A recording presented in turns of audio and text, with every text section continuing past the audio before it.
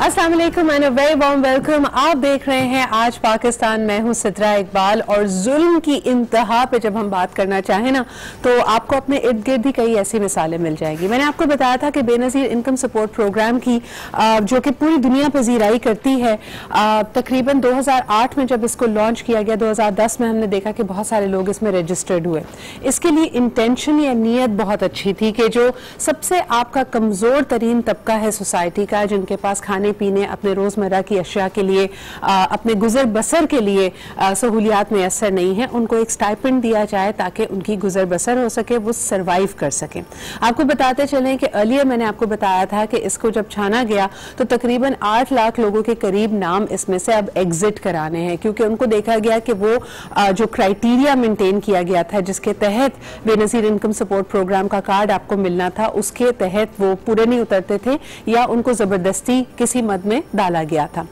अब इसमें एक नई डेवलपमेंट हुई है। डॉक्टर सानिया निशा साहिबा की हालिया स्टेटमेंट से पता ये चला है कि 2542 लोग 2542 ऑफिसर्स जो कि इस प्रोग्राम के लिए तैनात थे, जिनका काम ये था कि वो इसकी तरसील में इसको दूसरों तक पहुंचाने में मदद करें, उन्होंने भी अपने आप को एज बेनिफिशरीज रजिस्टर किया हुआ था। अब ये एक बड़ी अजीब सी सनसनीखेज बात है कि पिछले 10 सालों में 2500 ऐसे ऑफिसर्स जो इसकी तरसील के काम पे मामूर हैं, उन्होंने अपने आप ही को इसमें रजिस्टर करके इन बेनिफिट्स का फ़ायदा उठाया है। उनके खिलाफ कानूनी कार्रवाई होगी, ये डॉक्टर सानिया निश्तर ने इस वक्त बताया है, and that is a big story. इस वक्त हम देखें तो इसके ऊपर काफ़ी निगाहें मरकूज़ हैं। और ये कोई ऐसा नहीं है कि कोई ऐसा शख्स हो जिसको आप समझें कि यार समझ बूझ ना रखा हो। ये ग्रेड 17 के ऑफिसर्स हैं जिनके बारे में ये बात की जा रही है। मुस्तनद खबर है, अब इस पे बात की जा रही है कि इनके ऊपर क्या कार्रवाई की जाएगी। लेकिन जी बहरहाल है, मुझे ऐसा लगता है कि हमारे दिलों की सख्ती है, सर्द महरी है कि हम इस तरह की चीज़ें कर जाते हैं। कहीं ना ख्याल में हमें अपने गिरेबान में झांकना भी पड़ेगा कि इंसाफ की बात क्या है, क्या हम समझते हैं। ठीक है, हम अपने आप को जस्टिफाई करने के लिए ना कई दफ़ा एक्सक्यूज़ बना लेते हैं। हम कहते हैं कि जी हम भी तो मुस्तहक हैं, हमारी भी ज़रूरियात पूरी नहीं हो रही। लेकिन जिस मद को जिस लोगों के लिए, जिस तबके के लिए रखा जाए, उन तक पहुँचना, उनके साथ नाइंसाफ़ी ना होना, ये बहुत इम्पोर्टेंट है। और जब तक एक माशरे में इंसाफ के ये तकाजे पूरे नहीं होंगे, आप उससे कोई उम्मीद नहीं कर सकते। आगे बढ़ते हैं जी प्रोग्राम में। आपको बताते चलें कि आज मैंने सोचा है, कल आपकी कमेंट्स के बाद मुझे ये रियलाइज हुआ कि ट्विटर से ज़्यादा, फेसबुक से ज़्यादा लोग जो आजकल इस्तेमाल करते हैं तरीका और सोशल मीडियम ताकि वो हमसे इन टच रह सकें, दैट इज़ इंस्टाग्राम। तो आज मैं भी ब्रेक में भी अनाउंस कर दूंगी, आज हमारा टॉपिक बड़ा इंटरेस्टिंग है और मैं चाहूँगी कि मेरे तमाम इंस्टाग्राम के फॉलोअर्स जो हैं, जो इसमें पार्टिसिपेट करना चाहते हैं, ज़रूर हमें बताएं कि वो क्या सोचते हैं, and we are going to take it forward. आज का जो हमारा टॉपिक है वो बड़ा इंटरेस्टिंग है। हम बात करेंगे जी रट्टा सिस्टम के ऊपर। अच्छा, रट्टा सिर्फ और सिर्फ एग्जाम को पास करने के लिए नहीं लगाया जाता। रट्टा सिस्टम या फिर रोट लर्निंग जिसको अंग्रेजी में कहते हैं, इसका मकसद ये होता है कि बगैर समझे बूझे आप किसी चीज़ को बस मेमोरी के थ्रू मेमोराइज कर लें, उसको जहन नशीन कर लें और उसको एज इट इज़ जाके प्रोड्यूस कर लें। हमारे एग्जामिनेशन सिस्टम की ये फ्लॉ पाया जाता है और इसमें कहते हैं कि क्योंकि ये पिछली सदी का है, एक और दुनिया के लिए बना था, तो अक्सर आप जब रिप्रोड्यूस करते हैं बगैर समझे इस डेटा को, तब भी आपके इस एग्जाम में अच्छा स्कोर करने के, पास होने के इम्कानात होते हैं। लेकिन जब आप प्रैक्टिकल लाइफ में पहुंचते हैं, क्योंकि आपको वर्किंग नॉलेज नहीं होती, क्योंकि आपने इन कॉन्सेप्ट्स को समझा नहीं होता, तो एग्जाम्स में एस करने के बावजूद, बड़े अच्छे मार्क्स आने के बावजूद, जिस भी जॉब में, जिस भी प्रोफेशन में आप जा रहे हैं, वहाँ के तमाम तकाज़ों को पूरे करके आप मेरिट पे वहाँ पे गए हैं, फिर भी आपकी कॉम्पिटेंस बहुत कम होगी। तो इस पे आज हम बात करेंगे। अच्छा, दूसरा इसका जो नज़रिया है जो मैंने आज स्पेशली अपने शो में कवर करना था, वो ये कि रट्टा सिस्टम सिर्फ और सिर्फ प्रोफेशनल लाइफ में नहीं होता। हम ये भी देखते हैं कि रट्टा लोग लगाते हैं, रटे रटाए जुमले, रटे रटाए एक्सक्यूजेज आपको दे देते हैं। मिसाल के तौर पे कहने को जी तमाम ही बड़ी ऑर्गेनाइजेशंस ने, इदारों ने आपसे रब्ता कायम करने के लिए, आपकी शिकायत को सुनने के लिए कंप्लेन सेंटर्स या फिर कॉन्टैक्ट सेंटर्स बनाए हैं। हम में से कितने लोग हैं जो ये मानते हैं कि भाई ऐसा लगता है कि हमारी की सुनवाई नहीं होती। हमारी शिकायत सुनने के बाद भी हमें जो रटा रटाया, जो बताया हुआ एक प्रोटोकॉल वाला जुमला होता है वो ही सुना दिया जाता है। इसके अलावा ज़िंदगी में भी अगर हम देखें तो कई रिश्तों से हम उम्मीद करते हैं कि हमारे लिए खड़े हों, हमारे दुख सुख में साथ दें, हमारी मुश्किलात को समझें, लेकिन वो भी आपको रटा रटाया कोई जुमला दे देते हैं कि भाई मैं क्या कर सकता हूँ इस मामले में, या ये आपका मसला, या फिर रस्मन जो बातें कही जाती हैं, रस्मन दिलजोई की जाती है, रस्मन ऐसा लगता है कि आपकी मुश्किल को समझने की एक्टिंग की जा रही है, लेकिन वैसे असल प्रैक्टिकली अगर आप देखें तो लोग हाथ पे हाथ धरकर बैठे हैं, आपका मसला सिर्फ आपका मसला है। जनाब आगे बढ़ते हैं, आज ही हमने 10 बजे डिस्कस करना है। अगर आप इंस्टाग्राम पे हैं तो आप वहां पे भी मुझे इनबॉक्स कर सकते हैं, या फिर मेरे जो पोस्ट के अंडर आप इस पर रिप्लाई कर सकते हैं। What I am going to do is I will take those questions और आपके सवालात को हम इंक्लूड करेंगे। कॉल्स तो हम आपकी लेंगे ही, लेकिन अब जरा रुख करते हैं पाकिस्तान के बलाई इलाका जात का। वहां पे जी सख्त सर्दी है, रिकॉर्ड्स टूट गए हैं कई दिहाइयों के, 20 साल के, 35 साल के, इतनी सर्दी कभी नहीं पड़ी। और कल ही मैं एक मीम पढ़ रही थी जिसमें कहा गया कि वो तमाम बुजुर्ग जो ये कहते थे कि जनाब अब वो वाली सर्दियां नहीं पड़ती जो पहले पड़ा करती थी, अब वहां पे बिल्कुल खामोशी छाई हुई है, क्योंकि ऐसी सर्दी वाकई ऐसा लगता है इस एक जनरेशन में तो हमने नहीं देखी। ये भी क्लाइमेट चेंज है। कराची में हम अक्सर सुनते आए थे हीट वेव के हवाले से गुफ्तगू, लेकिन अब ये कोल्ड वेव जो 14 तारीख तक है, एक तरह से सर्दी ने भी जी यू टर्न लिया है और इस वक्त कराची वाले भी सर्दियों के मजे ले रहे हैं। लेकिन इस वक्त जो मनाजर आप अपनी स्क्रीन पे देख रहे हैं ये पाकिस्तान के बालाई इलाके हैं जो कि बर्फ में ढक चुके हैं, हसीन वादियों का मंजर पेश कर रहे हैं, लेकिन इनके साथ साथ बहुत सारी मुश्किलात भी जुड़ी हुई हैं। तरसील का निज़ाम, मवासलाती निज़ाम इस वक्त काफ़ी हद तक अफेक्टेड है, लोगों से राब्ते नहीं हो पा रहे। हम यही उम्मीद करते हैं कि जो लोग इन इलाकों में मुकीम हैं वो उन्होंने अपने लिए तैयारी की हुई हो, अशिया खुर्दोनोश उनके पास मौजूद हो। इसके अलावा अगर ज़रूरत के तहत वो अपने घरों से बाहर निकले तो वो अपने आप को सेफ्टी और अपनी सिक्योरिटी का खास ख्याल रखें। आइए दिखाते हैं आपको ये रिपोर्ट जिसमें इन बालाई इलाकों का हुस्न जो निखर गया है इस वक्त विंटर की वजह से, वो मनाजिर क्या है। Let's take a look.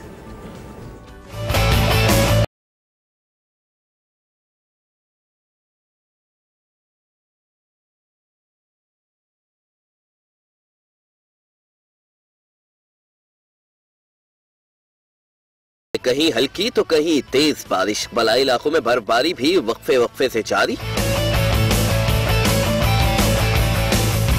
सफेद पहाड़ों के खूबसूरत मनाजिर ने हुस्न को दोबाला कर दिया। बर्फबारी और बारिश ने सर्दी की शिद्दत बढ़ा दी। सबसे ज्यादा बर्फ कालाम में 20 इंच पड़ी, मालम जब्बा 14, सियारत मरी 13, इसकरदू 6 और इस्तौर में 4 इंच बर्फबारी रिकॉर्ड की गई। नदी नाले और आबशार जम गए,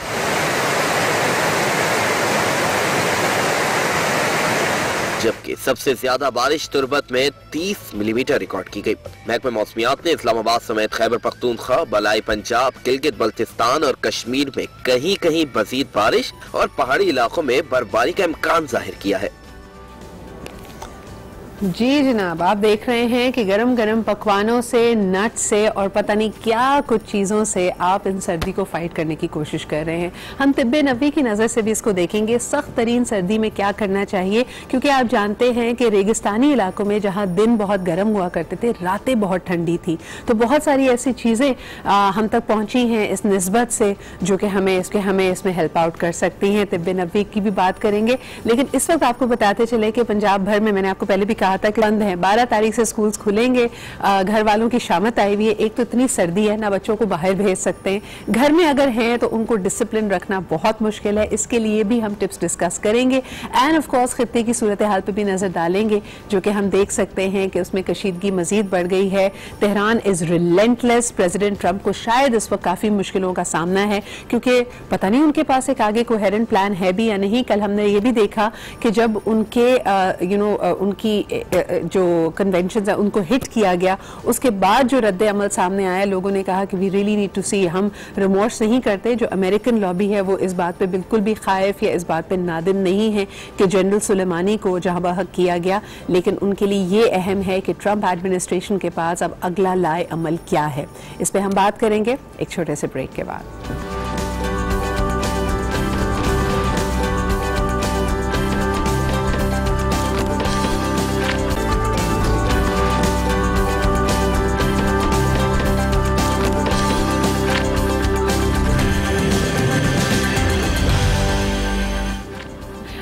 वेलकम बैक। आप देख रहे हैं आज पाकिस्तान और आज एक बड़ा अहम दिन है। पर्सनली मुझे लगता है कि it brings forth a lot of nostalgic memories, beautiful memories from my childhood. मैं बात कर रही हूँ fund raising for a great cause which is Shaukat Khanum hospital. आपको जिस तरह पता है कि इस वक्त पाकिस्तान में माशाल्लाह लाहौर में और पेशावर में ये हॉस्पिटल्स मौजूद हैं और कराची की ग्राउंड ब्रेकिंग हो चुकी है। इंशाल्लाह ताला उम्मीद की जाती है कि कराची का अस्पताल will be fully functional and ready with its 400 beds, which is twice the size of the Lahore Shaukat Khanum Hospital, inshallah taala by the end of 2022. लेकिन आज हम मना रहे हैं इस ज़बरदस्त इनिशिएटिव की, इस कार खैर की 25वीं anniversary. It has been 25 years for Shaukat Khanum Hospital and it's a landmark not just for Pakistan but for this entire region. कि ऐसी world class facility for to fight against cancer is present in Pakistan. And I still remember as a kid, being Imran Khan's tiger, raising funds for it. हमें school में एक sticker मिलता था, एक छोटा सा टिन कैन मिलता था। We'd go to our family and friends और उनको कहते थे, उनको बताते थे। And I think that's the kind of association we all had. और आज जब हम ये देखते हैं कि ये मसला कई गुना बढ़ गया, यानी पहले इक्का दुक्का किसी का जिक्र सुनते थे, कभी मूवी में देख लिया कि कोई प्रोटैगनिस्ट है और उसको कैंसर हो जाता था, लेकिन अब अनफॉर्चुनेटली ये हर घर की कहानी है। Almost every household is affected by it. हर खानदान में, हर फैमिली में आपको कोई ना कोई कैंसर सर्वाइवर, फाइटर नजर आता है। And it's just not that person but this entire unit that gets affected. तो इस कार्य खैर में, इस इनिशिएटिव में आप जितना पार्टिसिपेट कर सकते हो, उसके कई तरीके हैं। डायरेक्टली बैंक से डोनेट कर सकते हैं, इनकी ब्रांचेस पे जाके, इनके एक्चुअल हॉस्पिटल में जाके आप डोनेशन दे सकते हैं, या फिर घर बैठे भी 7770 एक सिंपल सा SMS कीजिए and you can make a micro donation of 20 rupees and it goes a long वे। आज इसी हवाले से बात करने के लिए हमारे पास मौजूद हैं the chief medical officer of Shaukat Khanum hospital. हमारे साथ हैं डॉक्टर मोहम्मद आसिम यूसुफ। अस्सलाम वालेकुम आसिम साहब, thank you very much and congratulations for completing 25 years. What started off as a dream, a vision, is now alhamdulillah a reality. तो अब मुझे बताइए कि अब इस रास्ते में there have been many struggles, but how are you looking at the coming 3 years, especially जब कराची का अस्पताल खुलेगा? जी, थैंक यू। सो कराची के हॉस्पिटल की ग्राउंड ब्रेकिंग हो चुकी है। ये DHA सिटी में है, शहर से थोड़ा दूर। इट्स एक्सपेक्टेड कि ये 2.5 से 3 साल में इंशाल्लाह कंस्ट्रक्शन कंप्लीट होगी और एंड ऑफ 2022 में जब ये खुलेगा तो ये नॉट ओनली कि पाकिस्तान का सबसे बड़ा cancer hospital, comprehensive cancer hospital होगा, पर लाहौर के हॉस्पिटल से एग्जैक्टली ट्वाइस द साइज है, 2 गुना गिवन के कराची का साइज, फिर द फैक्ट कि ये सिर्फ सिंध को नहीं बट सदर्न बलोचिस्तान को भी इंशाल्लाह सर्व करेगा। तो उसके हिसाब से हमने प्लान किया, प्लस हमने ये इसमें को अगले 25-30 साल की एक्सपेंशन की भी सारी कैपेसिटी रखी भी है। तो इंशाल्लाह we are looking forward to support Karachi के लोगों से और पाकिस्तान के लोगों से, क्योंकि कराची ने हमेशा लाहौर के हॉस्पिटल को सपोर्ट किया, पेशावर को सपोर्ट किया, तो अब बाकी सारे पाकिस्तान का वक्त है कि वो इसको भी सपोर्ट करें सही और जनरसली डोनेट करें ताकि तीसरा हॉस्पिटल बन सके जहाँ 75% से ज्यादा मरीजों का बिल्कुल मुफ्त इलाज होता है। अच्छा, कराची में एक छोटी फैसिलिटी तो है, आपका ट्रीटमेंट प्लान है और उसके अंदर हम देखते हैं कि जिन लोगों को अशद ज़रूरत होती है फिर उनको प्रायोरिटी बेसिस पे लाहौर या फिर पेशावर शिफ्ट किया जाता है। पेशावर में सबसे ज़्यादा नंबर्स हमारे सामने आ रहे हैं। KP में the cancer effective, the disease is wide spread. हम अक्सर ये बात करते हैं कि प्रिवेंशन एंड अवेयरनेस के हवाले से आप क्या कहेंगे? आप पीपल, देखिए, we can make hospitals but sometimes the root cause is perhaps genetics, it's perhaps our lifestyle and some healthy choices that we are making. उसके बारे में आप क्या कहेंगे कि have we been able to communicate to the public, to the people, what they need to do? जी, I think हमारे mission statement का भी हिस्सा है education of the public and health care professionals. तो हम हर साल कोशिश करते हैं along with a number of other organisations, breast cancer awareness के हवाले से फॉर इंस्टेंस शौकत खानम लाहौर और पेशावर में आधे से ज़्यादा जो हम मरीज़ देखते हैं वो औरतें हैं जिनको ब्रेस्ट कैंसर या छाती का कैंसर है, और ये एक ऐसी बीमारी है जो कि टोटली क्योरेबल है, मुकम्मल इलाज हो सकता है अगर आप इब्तदाई स्टेज में प्रेजेंट करें, जो अनफॉर्चुनेटली हमारे यहाँ नहीं होता। औरतों को शर्म आती है या फैसिलिटीज़ नहीं होती, वो छुपाती हैं कुछ देर या लेट प्रेजेंट करती हैं, जिसकी वजह से फिर मुकम्मल इलाज नहीं हो सकता। सो सबसे ज़रूरी एजुकेशन का ये है कि औरतें अपने छाती का हर महीने खुद मुआयना करें, और अगर कोई गिल्टी छोटी सी भी महसूस हो तो छुपाएं ना, घबराएं ना, फ़ौरन डॉक्टर को दिखाएं ताकि उसका टेस्ट हो सके और मुकम्मल इलाज हो सके। Doctor Asim, what would you say about the prevalence of the disease in children? पहले हम यही समझ लेते हैं कि बुढ़ापे की मल्टीपल हेल्थ कंडीशंस के बाद पीपल गेट कैंसर, या आपने जैसे खवातीन का जिक्र किया उसमें भी इसकी प्रेवलेंस देखी जाती थी कि 35 या 40 साल की उम्र के बाद। बच्चों में इतना तेजी से ये फ्रीक्वेंटली अकर क्यों कर रहा है? बच्चों में भी कैंसर अनकॉमन नहीं है। शौकत खानम में 11% जो 11% हमारे मरीज बच्चे हैं जी। लेकिन अच्छी खबर ये है कि बहुत सारे बच्चों के कैंसर्स जो हैं वो टोटली क्यूरेबल होते हैं अगेन अगर आप जल्दी प्रेजेंट करें। सही। मुझे आई एम नॉट श्योर कि नेसेसरली इसकी इंसिडेंस बढ़ रही है कि नहीं, लेकिन डायग्नोस्टिक फैसिलिटीज़ ज़्यादा बेहतर हो गई हैं तो ज़्यादा लाइकली है कि डायग्नोस हो सकता है। और क्योंकि जो अक्सर और बीमारियां होती थी जो कि बच्चों के लिए बहुत डेंजरस साबित होती थी, डायरिया, इन्फेक्शंस वगैरह, क्योंकि वो कम हो रही हैं तो आई थिंक इसकी प्रोपोर्शन थोड़ी बढ़ रही है। Doctor Azam, one key thing I wanted to ask है, जब भी हम कैंसर की बात करते हैं unfortunately the messages are hijacked with the awareness of it, या फिर हम जैसे अगर ड्राइव कोई कर रहे हैं you know to help and support organisations and institutions like Shaukat Khanum, I want to also address the myths which surround the subject of cancer treatment. लोग कई दफ़ा ये तशखीस होने के बाद भी कि उनको कैंसर है डिले करते हैं, उनको ट्रीटमेंट्स के मुख्तलिफ मराहल से डर लगता है, उनको कीमोथेरेपी, रेडियोलॉजी, इन सब से वो डरते हैं। आप प्लीज़ ज़रा बताएंगे हमें कि what is the whole bouquet of treatments available at Shaukat Khanam for cancer patients? Shaukat Khanam में जो सारी जो मेजर मोडालिटीज़ हैं कैंसर ट्रीटमेंट की वो सारी अवेलेबल हैं। ट्रेडिशनली या टिपिकली कैंसर 3 मुख्तलिफ चीज़ों से ट्रीट होता है, कीमोथेरेपी या दवाइयाँ, ऑपरेशन से, सर्जरी से, और बिजली की शुआएँ या रेडिएशन से। कीमोथेरेपी से आई थिंक सबसे ज़्यादा लोगों को डर लगता है बिकॉज उसके साइड इफ़ेक्ट्स का लोगों को ख़तरा होता है कि उल्टी आएगी, बाल गिर जाते हैं, आपकी इम्यूनिटी बहुत लो हुई भी होती है ना, तो आपको आइसोलेशन में भी रहना पड़ता है। कुछ कैंसर्स में, ज्यादातर नहीं। अगेन ये एक मिथ है कि आपको एक कमरे में बंद कर देंगे 3 हफ्ते या कोई अंदर बाहर नहीं जा सकेगा, ये चीजें अब नहीं होती। सही। सेकेंडली जो साइड इफेक्ट्स हैं वो बहुत कम हो गए हैं पहले से, क्योंकि दवाइयाँ बेहतर बनती हैं, वो टारगेटेड होती हैं जहाँ तक हो सके कि कैंसर सेल्स को वो डिस्ट्रॉय करें और सराउंडिंग नॉर्मल जो टिश्यू है उसको ना करें। सही। प्लस जो सपोर्टिव ट्रीटमेंट है, जो साइड इफेक्ट्स की ट्रीटमेंट है, मतली, उल्टी वगैरह, उसकी दवाइयाँ बहुत बेहतर हो गई हैं और साइड इफेक्ट्स पहले से बहुत कम हो गए हैं। सही। बाल जरूर गिरते हैं लेकिन फिर बाल उग भी जाते हैं दोबारा। विग्स भी हम बना के दे सकते हैं लोगों को, या सर ढक सकते हैं कुछ देर अगर जरूरत हो। तो ये बहुत इंपॉर्टेंट एक मिथ है कि कीमोथेरेपी अब इतनी टॉक्सिक नहीं रही जितनी पहले थी। सबसे पहले जी मर्ज की जल्द अज जल्द तशखीस बहुत इंपॉर्टेंट होती है और ट्रीटमेंट प्लान पर फौरन जाएं, इससे आप जिंदगी जैसी अनमोल नेमत को बचा सकते हैं। आसिम साहब, my last question to you would be psychological counselling and help for the patient as well as for the family, क्या इसका भी कोई तरीका निकाला हुआ है शौकत खानम? शौकत खानम में साइकोलॉजिकल काउंसलिंग भी होती है मरीजों की, और साइकाट्रिस्ट भी अवेलेबल हैं अगर कोई इंटरकरेंट साइकियाट्रिक इलनेस हो।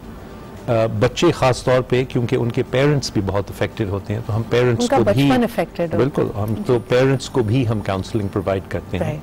एंड लास्टली अपने स्टाफ को भी काउंसलिंग प्रोवाइड करते हैं, क्योंकि कैंसर के मरीजों के साथ डील करना डे इन डे आउट खुद भी बड़ा स्ट्रेसफुल होता है हेल्थ केयर प्रोफेशनल्स के लिए। इतने करीब से जब आप जिंदगी की इतनी तलखी को नोटिस करते हैं, of course it's going to have an impact on you, लेकिन कोई भी मर्ज या किसी भी बैटल में अगर आपने जीतना है तो कहा जाता है पहले ये जंग आपके जहन में यानी आपकी सोच, आपके ख्याल से जीती जाती है। बहुत बहुत शुक्रिया doctor Asim for being here और आपकी प्रेजेंस का फायदा उठाते हुए once again people, this is a national cause and I think national cause से भी बढ़कर ये एक इंसानियत का कॉज है। अगर आप रहती दुनिया तक के लिए, हम में से कितने लोगों की इस्तिताअत है कि हम लोगों की मदद के लिए कोई इदारा बना सके, लेकिन ये अगर हम इसमें कंट्रीब्यूट करते हैं तो ये सदका जारिया है।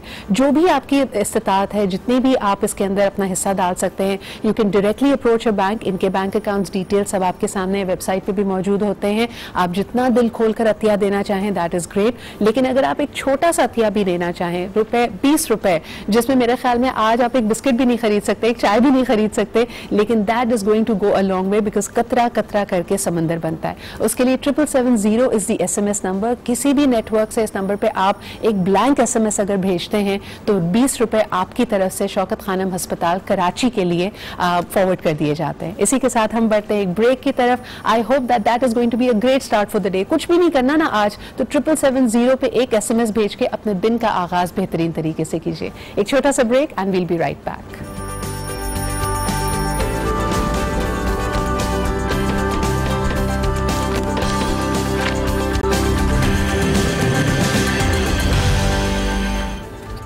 Welcome back after the break. आप देख रहे हैं आज पाकिस्तान। अच्छा जी, समाजी इश्यूज और खित्ते के इश्यूज के बाद ज़रा हमने सोचा कि अपनी पर्सनल लाइफ और वेल बीइंग की भी ज़रा बात की जाए। हमारे यहाँ खाने पकाने में एक बड़ा अहम प्रॉब्लम है। हमें ऐसा लगता है कि जब तक हम किसी भी खाने को, चाहे वो सब्जी हो, गोश्त हो, बहुत देर तक भूनेंगे नहीं तो उसमें जायका नहीं आता, और इसके लिए हम इस्तेमाल करते हैं बहुत सारे तेल का। और जब से लोगों को ज़रा इस बात का एहसास होना शुरू हुआ कि कोलेस्ट्रॉल कम होना चाहिए, तो हमने दुनिया में नजर डाली। हमें नजर आया जी जैतून का तेल होता है, कनोला का तेल होता है, सनफ्लावर ऑयल होता है, जो कदरे ज्यादा आपके लिए हेल्दी है। लेकिन पकाने का स्टाइल हमने नहीं छोड़ा, हम उसमें भी वही भूनो भूनो भूनो। और कभी आप किसी इंटरनेशनल शेफ से या कुक से बात करें या वेलबींग एक्सपर्ट से बात करें तो कहेंगे जैतून का तेल तो गर्म भी नहीं करना चाहिए, ये तो सब्जियों पे वैसे ही हल्का सा डाल के खाते हैं और ये इसके खाने का तरीका है। इस तरह की बहुत सारी मिथ्स को हम हल करेंगे, क्योंकि जैतून के तेल में तिब्बे नबवी की नज़र से आप किस तरह इससे फ़ायदा उठा सकते हैं, ये बताने के लिए, गाइड करने के लिए हमें हमेशा की तरह मौजूद है हमारे साथ आगा अब्बास साहब। अस्सलाम वालेकुम आगा साहब। वालेकुम सलाम, जीती रही है। आगा साहब, वैसे तो कहा जाता है जैतून जन्नत के फलों में शुमार उसका किया जाता है, बहुत ज़बरदस्त नेमत है, बहुत फ़ायदे हैं उसके। जैतून का तेल अगर स्पेसिफिकली मैं बात करूं, उसके भी कई लोग फ़ायदे कहते हैं। ब्यूटी के बारे में भी कहा जाता है कि अगर आप करें तो स्किन चमकने लगती है। खाने से शुरुआत करते हैं, इसको किस तरह नोश फरमाया जाए? बिस्मिल्लाहिर्रहमानिर्रहीम। सबसे पहले तो मैं ये अर्ज़ करना चाहता हूँ कि ये बहुत मुतबर्रिक तेल है। अच्छा। कुरान पाक में अल्लाह ने इसका जिक्र किया है जैतून का, और इसमें अल्लाह ने इसकी कसम भी खाई है जी। और रसूल अकरम सल्लल्लाहु अलैहि वसल्लम को ये बहुत पसंद था। जैतून का फल भी बहुत पसंद था और जैतून का तेल भी। उनके सालन में जैतून शामिल होता था, जैतून का ऑयल उनके सालन में शामिल होता था, और इसके बेइंतहा फ़वाइद हैं। हदीस में आता है कि 70 किस्म के अमराज की शिफा है इसमें, जैतून के तेल में। अच्छा, अब हम इसमें आजकल चूँकि सर्दियों का मौसम है, अक्सर देखा गया कि heart patient, sugar patient, blood pressure के मरीज़ बहुत परेशान होते हैं, तो हम उनको ये बता सकते हैं कि जैतून के तेल से वो किस तरह से फ़ायदा उठा सकते हैं। सही। देखिए, अक्सर लोग जो दिल के मरीज़ होते हैं वो सुबह जब उठते हैं उनको इंजाइना का पेन हो रहा होता है हाथ में, उनको घबराहट हो रही होती है, पल्पिटेशन हो रही होती है, तो उसमें वो ये करें कि जैतून का तेल यानी कि टेबल स्पून 1 चम्मच सुबह में, 1 चम्मच दोपहर में, 1 चम्मच शाम में, 3 चम्मच, 4 चम्मच भी ले सकते हैं। अच्छा। 4 अलग अलग टाइमिंग पे उसको डिवाइड करें, 4 चम्मच भी ले सकते हैं, तो उनको ये पहले दिन ही इसको आराम आ जाएगा। 2-3 घंटे में इंजाइना के पेन को आराम आ जाता है। अच्छा, इसमें थोड़ी सी आप तशरीह कर दें आगा साहब, जिस तरह हम पहले भी कह रहे थे, तरह तरह के ऑलिव ऑयल्स इस वक्त मार्केट में दस्तयाब हैं। वर्जिन ऑयल भी है, नॉन वर्जिन, फिर एक्स्ट्रा वर्जिन ऑलिव ऑयल भी मौजूद है। इनमें से जाहिर सी बात है इसको जितना प्योरीफाई किया जाता है, जितना ट्रीट भी किया जाता है, तो किस सूरत में इसको लेना सबसे ज़्यादा मुफीद है? देखिए, मैं अर्ज़ करूँ कि एक्स्ट्रा वर्जन लेना चाहिए। और मैं बस उसकी असली के पहचानने की एक तरकीब बताता हूँ। उसको आप एक दिए में रखें तेल को, और उसमें रुई का फाया बना के वो दिया जला दें आप। सही। वो जब जलेगा उसमें धुआं नहीं निकलेगा। अच्छा। बाकी तमाम ऑयल, तमाम घी में धुआं छोड़ेगा, लेकिन जैतून का तेल अगर असली होगा तो वो धुआं नहीं छोड़ेगा। अच्छा, दूसरी एक और तरकीब बताता हूँ। जैतून के तेल में थोड़ी सी 2-3-4 दाने शक्कर के मिलाएं और वो तेल 1 चम्मच के करीब या आधे चम्मच के करीब कहीं रख दें, उसमें चूंटी नहीं लगेगी। चूंटी अगर ना लगे तो वो जैतून का तेल असली है। अच्छा, यहाँ कराची में, पाकिस्तान में, दुनिया में जो सबसे अच्छा तेल माना जाता है वो एक किसी का ब्रांड का नाम तो हम नहीं ले सकते, लेकिन मैं ये बताता हूँ, इटली का एक तेल है जिसका नाम B4 बॉय, यानी कि बी से शुरू होता है। वो बड़ा ज़बरदस्त तेल है। मतलब मैंने उसको देखा कि उसके अंदर अगर ब्लड प्रेशर का मरीज़ जैतून के तेल को, बस असली होना चाहिए, शर्त ये, जैतून के तेल को खाना खाने से 1 घंटे पहले 1 चम्मच खाएं और फिर खाना खाएं, आप देखेंगे ब्लड प्रेशर हाई नहीं होगा। जब भी खाना खाएं 1 घंटे पहले 1 जैतून के तेल का चम्मच, टेबल स्पून वो खा लें, उसके बाद खाना खाएं। जैतून के तेल से ब्लड प्रेशर हाई नहीं होता। अच्छा, शुगर के मरीज चाहे कितनी ही शुगर 300-400 कितनी भी हाई है, और अगर उसको कंट्रोल करना है 2 से 3 दिन में, आप यकीन करें जब भी खाना खाएं उस पर 1 से 1.5 चम्मच उस पर तेल डाल लें। और जो उसका अपना रोगन है, मिसाल के तौर पे आलू गोश्त बेगम ने बना लिया, और आलू गोश्त में तो फिर वो गाय की चर्बी भी ऊपर तैर रही होती है, उसको हटा दें और उसके ऊपर जैतून का तेल आप छिड़क लें थोड़ा सा। अच्छा आगा साहब, जो मैं शुरुआत में बात कर रही थी, हमारे जो पाकिस्तानी खाने हैं जिसमें भूनो भूनो भूनो तेल की भी वाफिर मिकदार डलती है, उसके लिए तो ऑलिव ऑयल ही इस्तेमाल करना चाहिए, लेकिन कई घरों में हो भी रहा है, आप क्या कहेंगे? हाँ, कई घरों में हो रहा है। देखिए, किसी भी चीज़ को ज़्यादा भूनना तो बहुत मुज़ीर सेहत होता है। ठीक है। अच्छा, वेरी क्विकली, क्योंकि वक्त हमारे पास आखिरी 1 मिनट मुझे बताया जा रहा है, ब्यूटी के लिए भी बताइएगा। कई लोग कहते हैं कि अगर बहुत ज़्यादा खुश्की हो, बाल बहुत बेरौनक हो रहे हों, तो ऑलिव के तेल से मसाज करना चाहिए। Is that good? देखिए, आप यकीन करें, दुनिया की तमाम क्रीमें आप एक तरफ रख लें और ये जैतून का तेल ओरिजिनल एक तरफ रख लें, सिर्फ स्किन पे लगाएं, 2 दिन तक आपका साथ नहीं छोड़ेगा। आप साबुन से हाथ धोते रहें, आपका साथ नहीं छोड़ेगा। दूसरी क्रीमें आप लगाएं, 2 घंटे बाद आपका सही। अच्छा, अगर आपने चाहते हैं हम कि सुर्खो सफ़ेद चेहरा हो जाए, सुर्खो शादाब चेहरा हो जाए, उसके लिए तरकीब है, जैतून के तेल में थोड़ा सा शहद मिलाएं और चेहरे पे उसको मसाज कर लें, लगा लें, और 2 घंटे के बाद उसको गर्म पानी से धो लें। आप यकीन करें, गुलाब की तरह से चेहरा सुर्ख हो जाता है और शादाबी आ जाती है। जबरदस्त। तो ये थोड़ी सी मेहनत दरकार होती है अपने लिए। बहुत बहुत शुक्रिया आगा साहब। आज वक्त कम था, लेकिन कहा यह जाता है, इजिप्शियन ट्रेडिशन कहती है कि जो नौमौलूद बच्चे होते हैं, इन्फेंट्स होते हैं, उनकी मसाज अगर आप करें जैतून के तेल से, तो ना सिर्फ उनकी हड्डियां, उनकी जॉइंट्स मजबूत होते हैं, बल्कि उनकी स्किन पे अगर जो बॉडी हेयर है, जो जिस्म पे बाल होते हैं, वो भी झड़ जाते हैं, and they become even more glowing and pretty. इसी के साथ लेते हैं एक छोटा सा break. We'll be right back. Keep watching Aaj Pakistan.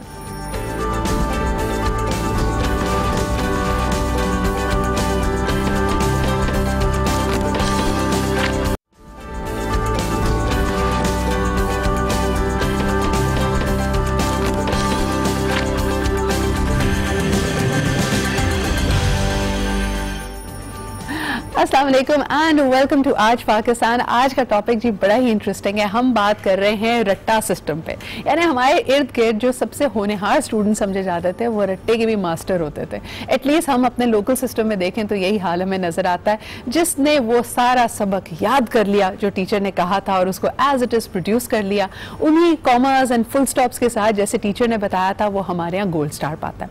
मैंने देखा है कि ओवर टाइम हमने इसको बड़ी भयानक चीज बना दिया। हम कहते हैं कि जी जो रट्टा लगाते हैं वो तो बड़े अच्छे स्टूडेंट्स नहीं होते, उन्होंने बस एग्जाम में एक्सेल करना होता है। लेकिन रट्टा अगर आप एक्चुअली उसको देखें, जिसको अंग्रेजी में रोट लर्निंग कहा जाता है, इज अ लर्निंग मेथडोलॉजी जिसमें आप किसी भी चीज को अपनी मेमोरी, अपनी याददाश्त का हिस्सा बनाते हैं थ्रू रेपिटेशन। यानी उसको इतना रिपीट करते हैं कि आपकी याददाश्त में वो बैठ जाता है। लेकिन मैं अभी ब्रेक में यही बात कर रही थी कि रट्टे भी कई किस्म के होते हैं। मिसाल के तौर पे आपका कौमी तराना, सुबह आपकी असेंबली में अगर आपको कोई दुआ पढ़ाई जाती थी, वो दुआ या अशार, वो सारी चीज़ें आपने रट्टे से ही याद की है। You have learn them without even understanding. वो इतना रिपीट होती थी कि आपकी मेमोरी का हिस्सा बन गई और वो आपको आज तक याद है। ऑन द अदर हैंड, कई दफ़ा केमिस्ट्री या फिजिक्स के पेपर से पहले कोई एक सब्जेक्ट, कोई एक इशू या एक सवाल का जवाब आप ऐसा याद करते थे कि उस रट्टे से सिर्फ और सिर्फ उस एग्जाम में प्रोड्यूस कर पाते थे और 3 दिन बाद वो चीज़ भूल जाती थी। अब रट्टे का ये फ़र्क भी हमने ज़रा आज एक्सप्लोर करना है और इसके लिए हमारे पास फ्रॉम द एजुकेशन फील्ड हमारा पैनल मौजूद है। आपकी कॉल्स भी लेंगे और सबसे पहले आपको बता दूं कि मेरा जो वेरीफाइड ब्लू टिक वाला इंस्टाग्राम अकाउंट है, उस पर भी हमने एक छोटी सी वीडियो डाली है। आप उसके नीचे अपने कमेंट्स, अपने क्वेश्चंस मुझे भेज सकते हैं, जो कि मैं ब्रेक के बाद इंक्लूड करूंगी। कॉल्स भी आपकी लूंगी। सबसे पहले हमारे आज के पैनल से आपको इंट्रोड्यूस करते हैं। हमारे साथ मौजूद हैं जी Naila Abdi ji. She is a principal and an educationist for the many past years. She has been associated with a number of very esteemed schools in Pakistan. बहुत बहुत शुक्रिया नाइला जी यहाँ पे मौजूद होने का। आप ही के साथ तशरीफ रखती हैं Zainab Ansari, who's a serial entrepreneur। तो कॉन्फिडेंस, रट्टा सिस्टम, नॉलेज एंड कॉम्पिटेंस, इन सब पे इनका क्या एक अंडरस्टैंडिंग है, ये इनसे पूछेंगे। Thank you so much Zainab for being here. And last but definitely not the least, हमारे साथ मौजूद हैं प्रोफेसर माजिद अली आब्दी साहब। आप हेड ऑफ साइकियाट्री डिपार्टमेंट हैं at the brain clinic at the Hamdard university. बहुत बहुत शुक्रिया आपकी भी मौजूदगी। तो सबसे पहले जरा लेट्स गेट इनटू द नफ्सियात ऑफ इट। क्या आप समझते हैं, सवाल अक्सर में लोगों का ये होता है कि अगर आप बिना समझे सिर्फ चीज को रिपीट कर रहे हैं तो वो आपकी याददाश्त में तो बैठ जाती है, लेकिन वो आपकी कॉम्पिटेंस को नहीं बढ़ाती, उसकी लॉजिक, उसकी अंडरस्टैंडिंग और उसकी एप्लीकेशन आपको नहीं आती। इसमें कितनी सच्चाई है? देखिए, सबसे पहली बात यह है कि लर्निंग और मेमोरी तो डिफरेंट फिनोमेना है। ओके। जब एग्ज़ाम में रिप्रोड्यूस करने की बात आती है किसी भी स्टूडेंट के लिए, तो 2 डिफरेंट तरीक़ेकार और रोड मैप्स हैं। आप किसी चीज़ को रिपीटेडली पढ़ पढ़ के, देख देख के, विजुअल मेमोरी के ज़रिए, आपकी जो खुद से बोलकर, कुछ स्टूडेंट लिखकर उसको रट्टा लगाना कहते हैं, उस मेमोरी के थ्रू भी एग्ज़ाम में आप प्रोड्यूस कर सकते हैं। सही। दूसरी दूसरी तरफ वो लर्निंग है कि जिससे आप वो स्किल सीखते हैं। मिसाल के तौर पे माय बेस्ट फ्रेंड एक बड़ा कॉमन वो ऐसे आया करता था। अच्छा, वो माय बेस्ट फ्रेंड आपने सीख लिया, पढ़ लिया, रट्टा लगा लिया। अब अगर उसमें बेस्ट फ्रेंड नोमान लिखा हुआ था और किसी दफ़ा आप इम्तिहान में बैठे और सिर्फ ये भूल गए कि मेरे दोस्त का नाम नोमान क्या था, तो आगे की सारी लाइनें भूल गए। हाँ। दूसरी तरफ अगर आपने लर्निंग मेथडोलॉजी से कि किसी दोस्त का जिक्र करना है, उसकी अच्छी क्वालिटीज़ का जिक्र करना है, मैं उसकी कंपनी में किस तरह से एंजॉय करता हूं, और फिर क्लोजिंग रिमार्क्स में दोस्त से क्या फ़ायदे होते हैं, कितना फार्मूला अगर मैंने लर्निंग कर ली है, तो अब माय बेस्ट फ्रेंड के बजाय एक फेस्टिवल का मजमून आ जाएगा, तब भी लिख पाऊंगा। अगर उसके बजाय पाकिस्तान की कौमी ज़रूरियात पे मैं ऐसे आ जाएगा, मैं उसको भी लिख पाऊंगा।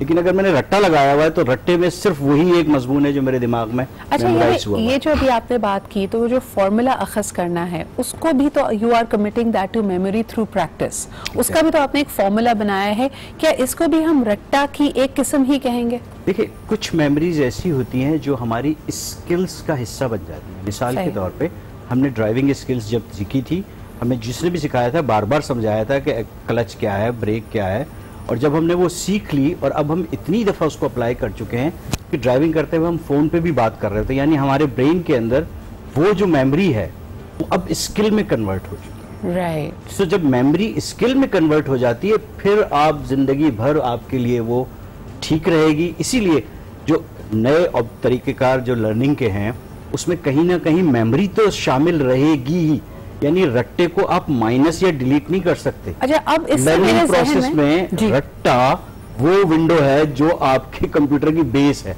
लेकिन अब एक और मुश्किल आ जाती है, और इस चीज को मैं नाला जी के पास आना चाहूंगी।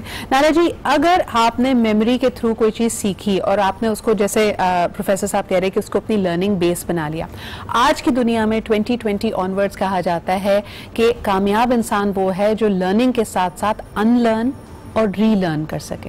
क्या आपको लगता है कि रोट लर्निंग की वजह से वो जो बेस हमने बनाई है, कई दफ़ा लोगों को इतना रिजिड बना देती है, उनकी फ्लेक्सिबिलिटी को ऐसे छीन लेती है कि फिर उनकी वो लर्निंग एबिलिटी के अनलर्न करके रीलर्न करना, वो मेरे ख्याल में मदम पड़ जाती है या ख़राब हो जाती है? सिद्रा, अनलर्न और रीलर्न का प्रोसेस भी तो तभी होगा ना जब बेस होगी। अगर बेस ही नहीं है जब आपके पास खड़े होने के लिए, तो आप आगे लर्निंग नहीं कर सकते। कुछ स्किल्स तो आपको हर हाल में चाहिए। आपको अपने लेटर्स चाहिए to be able to write a sentence, और वो लेटर प्रैक्टिस के थ्रू आते हैं। जैसे डॉक्टर साहब ने कहा कि प्रैक्टिस के साथ आपकी वो स्किल बनती चली जाती है। तो मेरा नहीं ख्याल है कि अनलर्न और रीलर्न जो है वो रोट मेमोराइजेशन की वजह से होता है। उसका तरीक़ाकार कुछ हमने शायद बचपन में बच्चों के साथ इस तरह का कर दिया है कि जहां उसने किसी भी चीज पर अपना ओपिनियन दिया कि ऐसे भी तो हो सकता है, और हमने उसको वहीं स्नप कर दिया, वहां वो रीलर्न और अनलर्न का मसला है। अच्छा, अगर मैं इसको आम जुबान में इस तरह ट्रांसलेट करूं, एक प्रैक्टिकल एप्लीकेशन देख लेते हैं। कई वो बच्चे जो ओ लेवल सिस्टम से या GCSE सिस्टम से आते हैं, उनको अगर आप अचानक इंटरमीडिएट कराएं तो कहते हैं जी हम बड़े अनफिट हैं, हम नहीं कर पा रहे, हमें पढ़ाया अलग तरीके से गया था। लाइकवाइज अगर किसी बच्चे ने मैट्रिक किया, वैसे तो आपके पास इक्विवेलेंसी मौजूद नहीं है, लेकिन अचानक अगर आप उसको कहें कि A लेवल्स का पेपर अटेम्प्ट करे या A लेवल्स का सब्जेक्ट पढ़े, तो उसके लिए भी मुश्किल होती है। ये इनअडैप्टेबिलिटी क्यों है? अगर ये हमारी पेडागोजीज की वजह से, जिसे हम तरीक़ाकार, क्लासरूम का तरीक़ाकार कहते हैं, जहाँ पर अगर हम मेट्रिक सिस्टम की बात करते हैं तो हमारी कोशिश ये होती है कि जो भी हमने एक आंसर फॉर्मुलेट किया है, बनाया है, वो एज इट इज़ रिप्रोड्यूस हो जाए। जब हम रिप्रोडक्शन पे बच्चे को फोर्स करते हैं, मसला तब आता है जब हम बच्चे को ये इजाज़त देते हैं कि वो अपने हिसाब किताब से चले, अपनी तरीक़ेकार से लिखे, कोई मसला नहीं आता। अच्छा, आपके एक्सपीरियंस में जब आप बच्चे को छोड़ देंगे जो अपने तरीक़ेकार से लिखे, कितना बीच में गड़बड़ घुटाला होता है? क्योंकि हमें सबको पता है जो सवाल का जवाब हमें नहीं आता उसमें हम 10% तो कुछ बनाने की कोशिश करते हैं, 20% कुछ अपनी क्रिएटिविटी डालते हैं, फिर 50% उसमें कुछ अल्लम गल्लम इधर उधर की बातें करते हैं।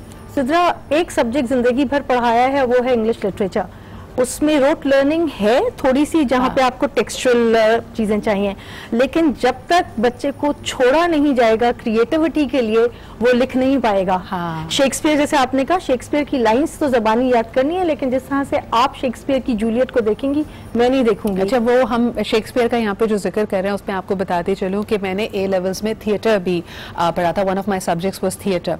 उसमें कहा जाता था कि जहाँ हम कह रहे थे, हम इसको इस तरह डिबेट कर रहे थे कि रट्टा सिस्टम के कुछ ना कुछ फायदे होने चाहिए, तो कहा यह जाता था कि थिएटर प्ले अगर आपने परफॉर्म करना है तो आपको डायलॉग का रट्टा लगाना ही लगाना है। राडा यानी the royal academy of dramatic arts, जो कि सबसे प्रेस्टिजियस इंस्टीट्यूट है थिएट्रिक्स का इन यूके, उसमें बाकायदा आपको शेक्सपियर की लाइंस इस तरह याद होनी चाहिए कि आप हॉर्स राइडिंग भी अगर कर रहे हैं, बर्तन भी धो रहे हैं, कपड़े भी धो रहे हैं, स्वॉर्ड फाइटिंग भी कर रहे हैं, तब भी आपको अपनी लाइंस पता है और उसके लिए आपको सोचना नहीं पड़ रहा। ज़ैनब, ऐसे कौन से स्किल्स आपकी लाइफ में आप समझती हैं कि भाई ये मैंने रट्टे से सीखे थे और ये आज भी बड़ा फायदा दे रहे हैं? रट्टे से बेसिकली जब आप हिफ्स करते हैं कुरान को, दैट्स आल्सो रट्टा। That's something which is very important. Memorization is not something that we should completely move away from when it comes to education. आप मैथ्स के अंदर बहुत इस्तेमाल किया जाता है रट्टा, obviously फॉर्मूलाज पता होने चाहिए, फॉर्मूलाज, उसके अलावा भी बहुत the fundamentals. Before we talk about ratta, this is something I had in mind that I would definitely want to talk and raise this topic over here on TV. But learning differences is something जो पाकिस्तान के अंदर अभी भी सही तरीके से इसको उसकी एजुकेशन अप्लाई नहीं की जाती है। अब now learning differences का मतलब है things like for example conditions like dyslexia. अब I'm dyslexic personally, so I know how difficult it was to go through a ratta system. और अभी earlier we were just talking about this and I told her कि मैंने गलती से child accountancy की। It's all ratta. आपने पूरा tax ordinance ज़बानी याद करना है, आपको कंपनीज ऑर्डिनेंस ज़बानी याद करना है, you have to know these things by heart. आप लॉ करते हैं फॉर एग्जांपल, दैट्स ऑल रट्टा, you need to do all of that. So for a person who has dyslexia, जिसकी लर्निंग डिफरेंस है, the way I learned was very different from what my peers, how my peers learned, so automatically मैं उनसे पीछे चली गई थी system के अंदर। अब now this is when point is कि हमारा जो सिस्टम है, आप रट्टा सिस्टम को या रेपिटेशन के थ्रू अपनी मेमोरी को कोई चीज कमिट करने को आप माइनस नहीं कर सकते, but if that is the only skill required by students तो आप फिर लर्निंग डिफरेंसेस को एब्जॉर्ब नहीं कर पाते। Absolutely. और उनके लिए एक डिसएडवांटेज है जिसका खुदा ना खासा कोई या कोई डिफरेंस है, दे हैव अ सिचुएशन और a condition where they can't rote learn like other students. तो what was the difficulty that you faced, who helped you with that Zainab? और रिकग्नाइज कब किया था, क्योंकि आई एम श्योर कि आज से 20 साल पहले डिस्लेक्सिया क्या होता है किसी को पता भी नहीं था। Absolutely not. मेरे तो रिकग्नाइज हुआ था much later. My younger sister, she was a much more extreme case. So obviously what happened is my mother, unlike a lot of parents, she went ahead, she took teachers training courses for dyslexia students. And then we figured out. आपको पता कैसे चला था? What was that point where it became absolutely clear to you that you have a condition, that you're dyslexic? My teachers used to say I was very smart. I would ask the most inquisitive questions. I would ask questions which were completely out of the box in grade 5, grade 6. But I couldn't do basics. I couldn't handle the basics of maths. I couldn't handle the basic of linguistics. English, Urdu, English के साथ इतना मसला नहीं था. Again, why I was going back to the same topic. When I was in South Africa, there was this education system that they had called Leave No Child Behind, where they taught all students in the same way that dyslexic children are taught, phonetics के साथ basically meaningful जो तरीका होता है आपको learning का, meaningful learning जिसको बोलते हैं, that's what's taught in dyslexia as well. आपको एक individual को attention दिया जाता है, उसके वजह से my English came through बहुत आराम से, no problems. I still struggle with Urdu till date, and it's been years. I love the language. I believe it's a beautiful language, but because of this impediment, और क्योंकि हमारे जो school system है इसके अंदर इतना वो फोकस है कि नहीं रट्टे में आप करें, आप फेल, वाजी, हाल, ये सारी चीजें आप सीखें। अच्छा, कई चीजें हमारे यहाँ लॉज की तरह हैं और उनका there is no other way of understanding them, उसको क्वेश्चन भी नहीं करने दिया जाता। अच्छा जी, ये तो हमने लर्निंग की बात की, एक कॉल ले लेते हैं और उसके बाद एक ब्रेक की तरफ बढ़ते हैं। हेलो, अस्सलाम वालेकुम। जी वालेकुम अस्सलाम। जी, कौन सा, आप कहाँ से बात कर रहे हैं? जी राशिद साहब क्या कहेंगे? अल्लाह का शुक्र, आप ठीक हैं? अल्हम्दुलिल्लाह। अच्छा, मुझे अपना आप लोगों की गुफ्तगू बड़ी अच्छी जा रही है, शुक्रिया। मुझे अपने एक स्कूल का वाकया याद आ गया कि हमारे वो स्कूल में होता था कि जिन बच्चों को थोड़े पढ़ते नहीं थे सही या कुछ वो पीछे रह जाते थे तो उनको खलीफा कहा जाता था, एक टर्म यूज होती थी।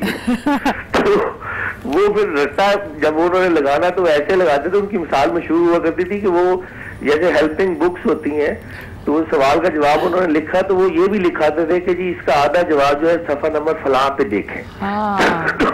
मक्खी में मक्खी मारना वाली जो रट्टा होता है वो लगा। अच्छा, डॉक्टर आरफा से एक दफा बात हुई तो वो उनकी सिस्टर है, वो कहती वो उन्होंने पीएचडी की फिजिक्स में, तो वो पूछा कि इतना खुश मजमून है तुम कैसे ये इतना कर लेती हुए? उसने कहा जी कि बाजी ये शायरी की तरह है, यकीन करें। बात ये है कि जितना आप लर्न करके समझ के पढ़ेंगे, हालांकि ये बड़े ड्राई सब्जेक्ट्स होते हैं, उनको समझना बड़ा मुश्किल है। राशिद साहब आपने बहुत अच्छा एक पॉइंट रेज किया है कि रोट लर्निंग का या सर्वाइवल ऑफ द फिटेस्ट की अगर बात की जाए, कई स्टूडेंट्स जिन सब्जेक्ट में उनका इंटरेस्ट नहीं होता वहां पे भी रट्टे का सहारा लेते हैं कि किसी तरह बस गुजर जाए, किसी तरह मैं पास हो जाऊं। जो उनकी इंटरेस्ट का सब्जेक्ट होता है हमेशा उसको थोड़ा सा और भी छानबीन, बल्कि अब तो इंटरनेट भी है, एक्स्ट्रा रेफरेंस बुक्स भी पढ़ रहे होंगे, उसके लिए कोई वीडियोज भी देख रहे होंगे। So that's a very important point as well. Thank you very much for calling. और अब हम पढ़ते हैं एक ब्रेक की तरफ। ब्रेक से वापस आएंगे तो अपने इसी पैनल से पूछेंगे कि दो रस्ते इसके नतायज क्या होते हैं। अगर आज आपने रोट लर्निंग करके अपना एग्जाम पास भी कर लिया तो जिंदगी में आपको क्या मुश्किलात आ जा सकती हैं, इस पर बात करते हैं एक छोटे से ब्रेक के बाद।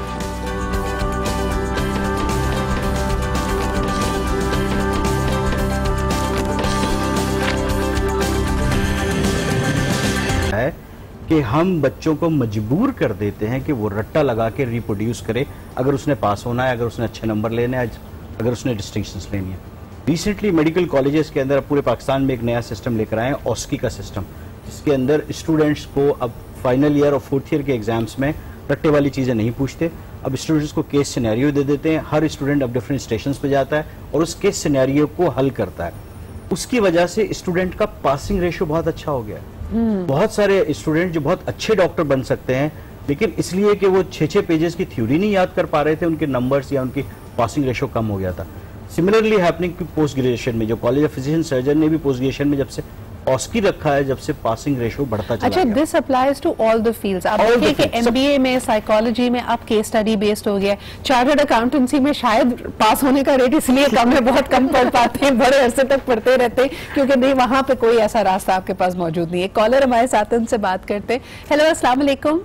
जी वालेकुम सलाम। जी, कौन साहब कहाँ से बात कर रहे हैं? जी मैं अनवर इकबाल बात कर रहा हूँ चंग से। जी अनवर साहब क्या कहेंगे? जी मेरा सवाल आपसे और आपके पैनल से ये है जी कि हमारी जो मदर लैंग्वेज होती है वो सपोज पंजाबी है या पश्तो है या सिंधी है जी, लेकिन उसके बाद हमें स्कूल में उर्दू पढ़ना होती है, इंग्लिश भी पढ़ना होती है और किसी हद तक अरबी भी पढ़ना होती है, तो जिसकी वजह से हमारी वोकैबुलरी काफी कमजोर हो जाती है। सही। तो मैं ये कहना चाहता हूँ क्या हम एग्जाम में जैसे हम इंग्लिश मीडियम में दे रहे हैं तो उसमें क्या हम उर्दू के वर्ड्स यूज कर सकते हैं? अच्छा, दोनों बहुत शुक्रिया सर। ये बड़ा आपने वैसे इंपॉर्टेंट सवाल किया, लेकिन ये बड़ा कॉम्प्लिकेटेड भी है। आप हमारा प्रोग्राम देखिए, हम इसको आंसर करने की कोशिश करते हैं। नायरा जी, मुझे कभी ये बात समझ नहीं आती कि आज से 3 जनरेशन अगर पहले चले जाएं, हमारे ग्रैंड पेरेंट्स फारसी भी बोलते थे, अरबी भी बोलते थे, अंग्रेजी भी उन्होंने सीख ली थी, उर्दू उनकी जरूरत थी और फिर एक मदर लैंग्वेज भी होती थी।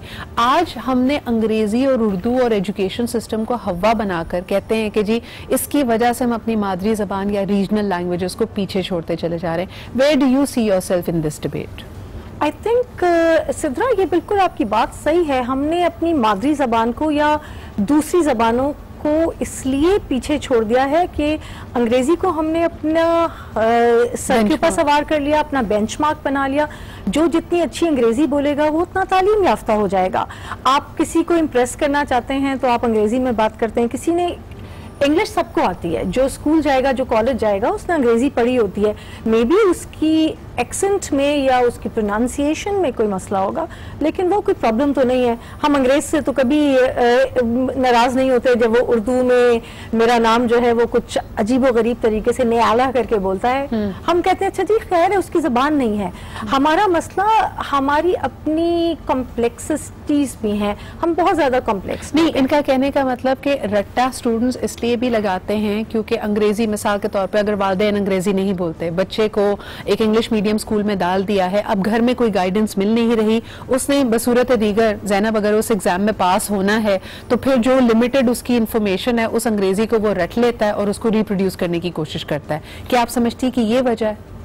This is definitely a very big issue कि वो प्रॉपर तरीके से रिप्रोड्यूस नहीं करता है, बट ये there is a classic solution to this and वो ज़्यादा पढ़ना है, basically reading books, reading if specially अगर लिंग्विस्टिक्स के ऊपर है तो the easiest way to go forward is practice. ठीक है, ये तो डिस्लेक्सिया में भी यही सिखाया था, रेपिटेशन।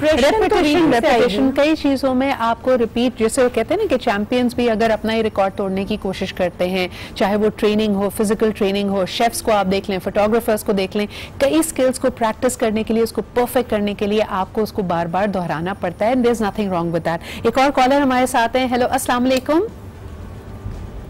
जी वालेकुम अस्सलाम। जी वालेकुम अस्सलाम। कौन साहिबा कहाँ से बात कर रही हैं? जी मैं मुल्तान से जाहिदा बात कर रही हूँ। जी जाहिदा जी, क्या कहेंगी?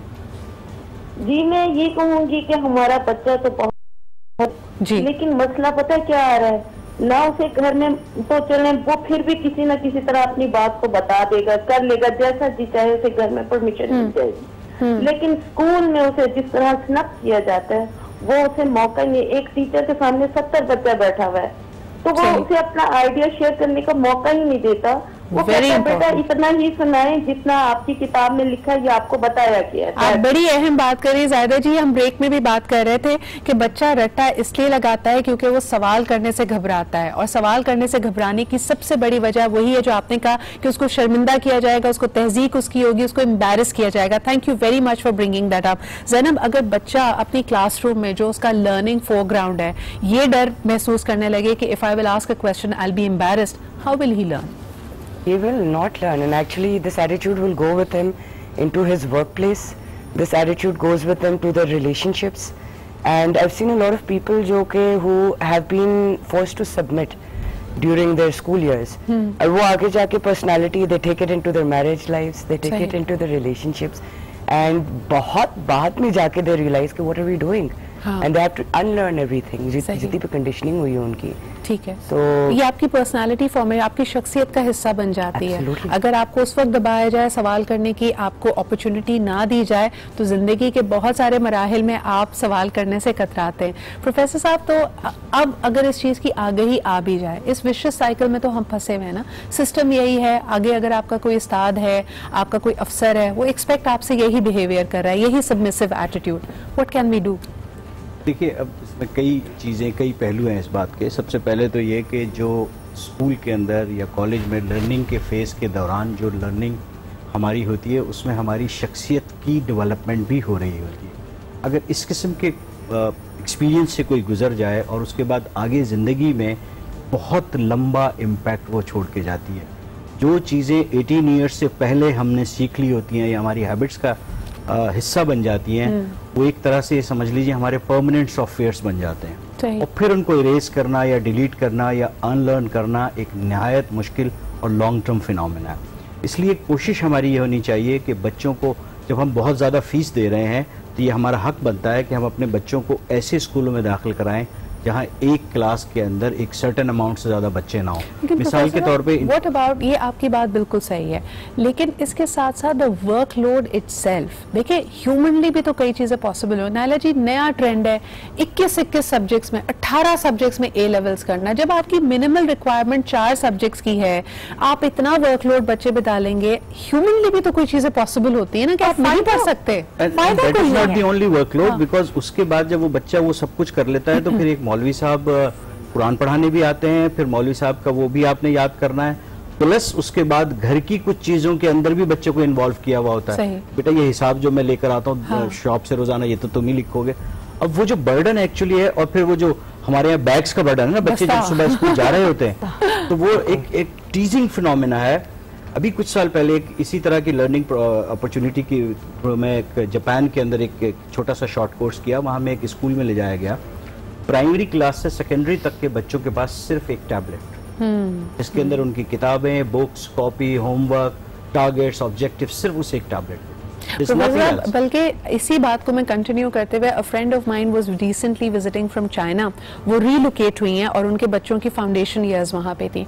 उन्होंने कहा सबसे बड़ा प्रॉब्लम जो मेरे बच्चे फेस कर रहे हैं, हम बोल बोल के बच्चे को कुनज़हन बनाते हैं, उसका अपना जो सेल्फ इमेज है उसको कह देते हैं कि you are clumsy, you are lazy. मिसाल के तौर पर वो कहती है कि चाइना में जब टीचर्स कोई भी इंस्ट्रक्शन देते हैं वो एक दफ़ा इंस्ट्रक्शन देते हैं, expecting that the child will now remember, he is a adult, वो अपनी चीजों को मैनेज कर लेगा। हमारे यहाँ टीचर भी, पेरेंट्स भी, घर के जितने बुजुर्ग हैं, और इवन अगर आप वर्क एनवायरनमेंट में देखें, आपका बॉस भी, continuous repetition to show you that your memory is flawed और आपको ये बात याद ही नहीं रहेगी। नायला जी, इस साइकिल से कैसे निकले? Have you ever try to counsel teachers कि इतना बोझ ना डालो, इतना आई हैव ना करो? मेरा जो लेवल है वो पार्ट टाइम टीचर्स का है, तो वो हमारे पास जब भी आते हैं उन्हें हमें सबसे पहले ये समझाना पड़ता है कि एक बच्चा 3 से 4 ए लेवल सब्जेक्ट्स पढ़ रहा है, आप मैथ में जरूर उसको प्रैक्टिस दें, लेकिन उतना ही दें जितना दे सकते हैं, और उतनी उसके पास दूसरे सब्जेक्ट्स, उसे फिजिक्स भी पढ़ना है, उसे केमिस्ट्री भी पढ़ना है, वो भी उतने ही टफ है। आपका सब्जेक्ट आपके लिए अहम है, लेकिन उस बच्चे के लिए तीनों अहम है। सो मैनेज करने के लिए बच्चा 24 घंटे तो नहीं पढ़ सकता। नायला जी, इस बात को हम कंटिन्यू करेंगे, एक छोटे से ब्रेक की तरफ जाना पड़ रहा है, जहां टीचर यानी बेचारे स्टूडेंट्स परेशान है। एक फिनोमेना ये भी है कि टीचर्स वर्किंग फैकल्टी है, विजिटिंग फैकल्टी हैं, उन पे भी लोड बहुत ज्यादा है, लेकिन ये लोड उन्होंने खुद कबूल किया। इस पे बात करते हैं जी एक छोटे से ब्रेक के बाद।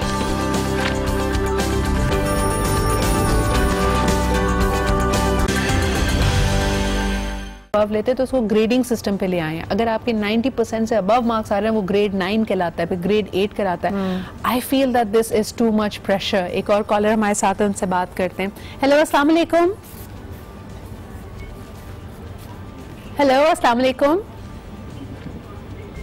आई थिंक कॉल ट्रांसफर नहीं हो पा रही। ज़ैनब, आप क्या समझती है? अच्छा, थोड़ा सा क्योंकि आखिरी few minutes of the show है, रटे रटाए जवाबात इन रियल लाइफ। कई लोग कहते हैं ना कि हम, ऐसा लग रहा है दीवार से सर मार रहे हैं। बॉस से पैसे बढ़ाने की बात करो, अम्मी से घर के चीजों को चेंज करने की बात करो, हस्बैंड से वापस जल्दी आने की बात करो, रटा रटाया जवाब आगे से मिल जाता है। ये कितना तकलीफ दे है? काफी तकलीफ दे। Of course if you standing in front of somebody, आप चाहते हैं कि वो आपने जो बात की है उसके फंडामेंटल कॉन्सेप्ट समझ में आए उसको।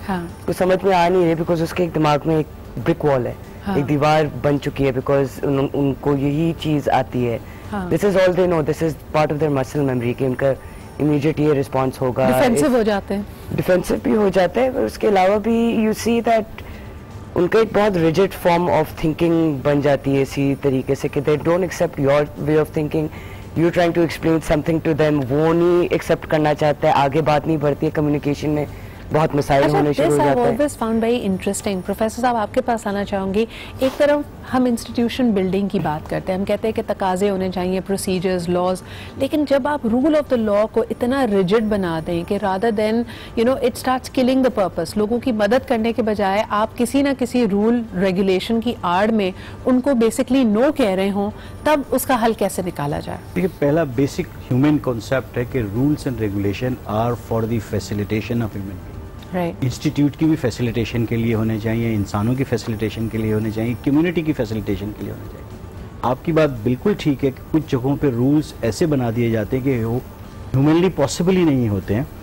फिर ये होता है कि लॉलेसनेस की कहानियाँ शुरू हो जाती है कि ये तो हो ही नहीं सकता। मिसाल के तौर पर अब हमारे यहाँ एक लेबर की वेज 15,000 रुपये रखी हुई है। क्या ये ह्यूमनली पॉसिबल है कि 15,000 में कोई शख्स गुर्बत से गुर्बत वाले में सर्वाइव कर ले? अब वो चूंकि पॉसिबल नहीं है, फिर उसको एक्स्ट्रा मीन्स करने पड़ते हैं, यानी शाम में एक दूसरी जॉब करनी पड़ती है। जब शाम की दूसरी जॉब है तो पहली वाली जॉब की जो फुल एनर्जी देनी चाहिए थी वो वहाँ पे थोड़ा सा बेईमानी होना शुरू हो जाती है। 15,000 में सर्वाइवल पॉसिबल नहीं है, लेकिन कितने डेली वेजेस हैं जिनको 15,000 भी दिए जा रहे हैं, रखते हैं हम उनको 5-6,000 पे, ये कह के कि भाई तुम तो इधर उधर से कमा लोगे। So I think you are absolutely right कि हमने जिंदगी को एक हर्डल रेस बना लिया है। कई दफा रटे रटाए नायला जी जो एक्सक्यूजेस होते हैं, वे यू आर फीलिंग कि यार मेरी कोई सुनवाई नहीं है, और जब इंसाफ की तकाजे की बात की जाती है तो अक्सर ये मसला आता है। पीपल थिंक कि अच्छा जी, अगर even if I am wronged, मैं अगर पुलिस के पास जाता हूँ, अदालत में जाता हूँ, तो मुझे कोई ना कोई कानूनी कार्रवाई इवेंचुअली मेरे अगेंस्ट ही होगी, तो क्या किया जाए? आई थिंक हमें अपने आप को आहिस्ता आहिस्ता बदलना चाहिए, तो निज़ाम शायद बदलना शुरू हो, क्योंकि हमारी कोशिश होती है कि हम निज़ाम को बदलने की कोशिश करते हैं। ब्लेम गेम का सिलसिला हमारे मुल्क में बहुत आम है। मैं अगर शायद अपने आप को बदल लूँ as a head of an institute, अगर मैं उस पॉलिसी या उस रूल को उस बच्चे की, बाज़ दफ़ा बच्चे आते हैं बहुत छोटी सी मसाला है कि जी तबीयत ठीक नहीं थी, एग्ज़ाम नहीं दे पाए, री एग्ज़ाम कर लें ना।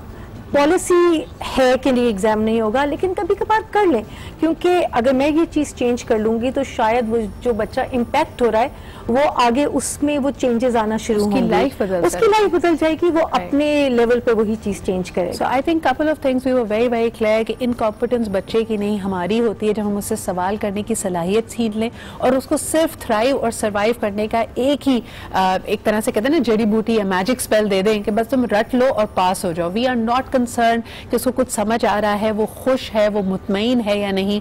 All we want him to do is get straight As. बहुत बहुत शुक्रिया प्रोफेसर साहब, Zainab and Naila ji for being here. Some of the key issues, इसमें रवैये सिर्फ कोई एक ग्रुप नहीं बदल सकता, माँ बाप नहीं बदल सकते, इंस्टीट्यूशन नहीं बदल सकते, सिर्फ असातिज़ा नहीं बदल सकते, बहैसियत माशरे के हमें इन पे एक नजर डालनी पड़ेगी and slowly and gradually. I am not saying overnight change आ सकता है, बुलडोज नहीं कर सकते हम सिस्टम को, लेकिन उसकी कॉग्निजेंस। इसी के साथ मुझे इजाजत दीजिए, कल आपसे फिर मुलाकात होगी, अपना ख्याल रखें, खुदा हाफिज।